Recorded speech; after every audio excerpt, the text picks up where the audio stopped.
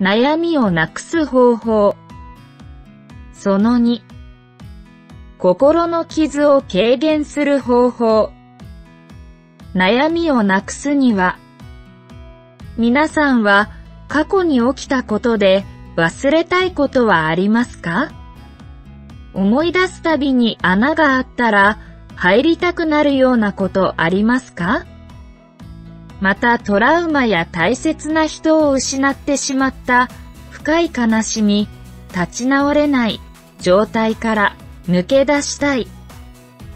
早く忘れたいこと、忘れたいのに忘れられないことなど、そういった事柄などの悩み、心の傷をなくす方法があるとしたらどういたしますか？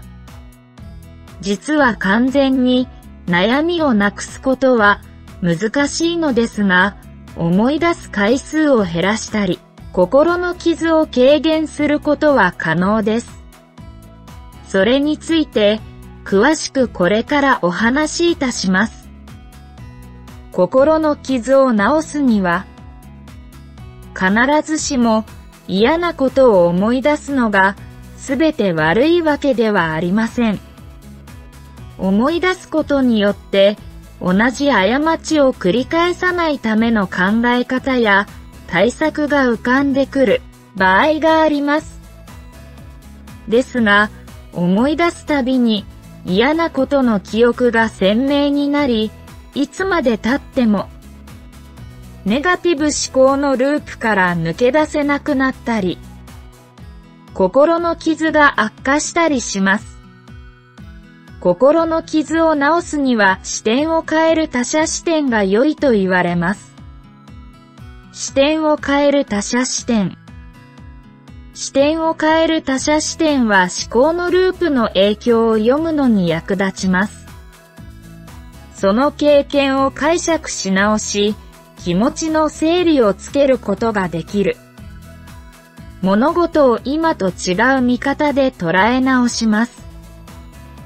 まずは他者視点で自分を客観視してみよう。嫌なことを思い出すとき、自分視点で物を見ていると思います。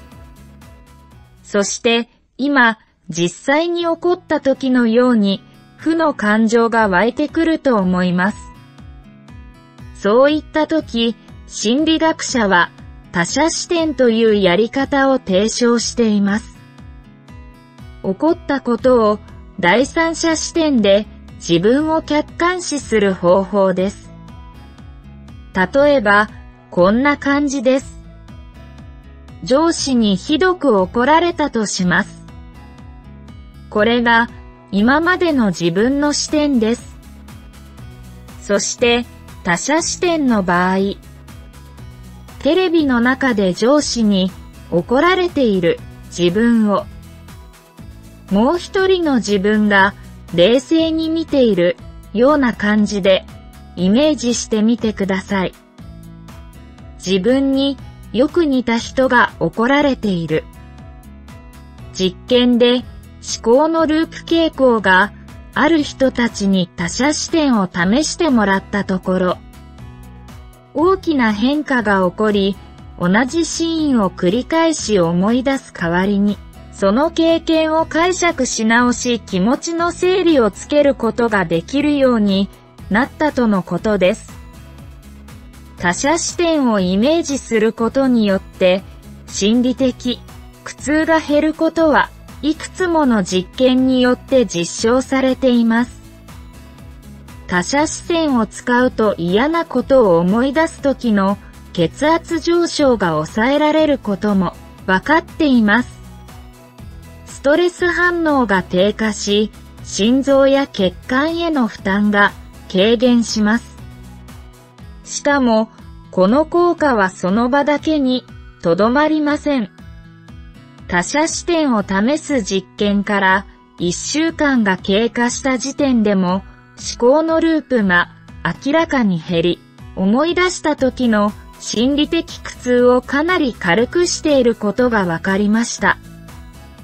他者視点が身につく訓練。他人の視点で物事を見るには少し練習が必要です。一人っきりで落ち着いた時間が取れるときに、ゆっくり練習してみましょう。楽な姿勢で座るか、横になる。目を閉じて嫌な出来事の最初のシーンを思い浮かべる。視点を後ろに引いて、視界の中に自分の姿が入ってくるところまでズームアウトする。そして、両方の登場人物を同時に視界に入れる。さらに、ズームアウトして、テレビの中のもう一人の自分と登場人物を眺めている感じにする。そこで視点を固定し、距離を保ったまま起こった出来事をリプレイする。テレビの中の自分に似た人を自分が冷静に見ているような感じでイメージする。赤の他人になったつもりでそれを眺める。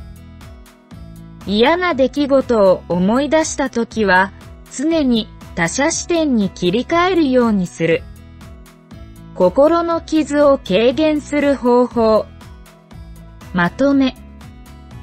時間が取れるときに練習しておいて思考のループが始まったら実行する。ネガティブ思考のループを止める方法。怒りネガティブ感情を止める方法。と合わせて使うとより効果的。ネガティブな思考のイメージを減らし、気分や考えが嫌な出来事に染まらないようにする。その他の効果、嫌な記憶に対するストレス反応を減らす。心の傷を軽減する方法。いかがだったでしょうか？生きていると何かと悩みがあるものです。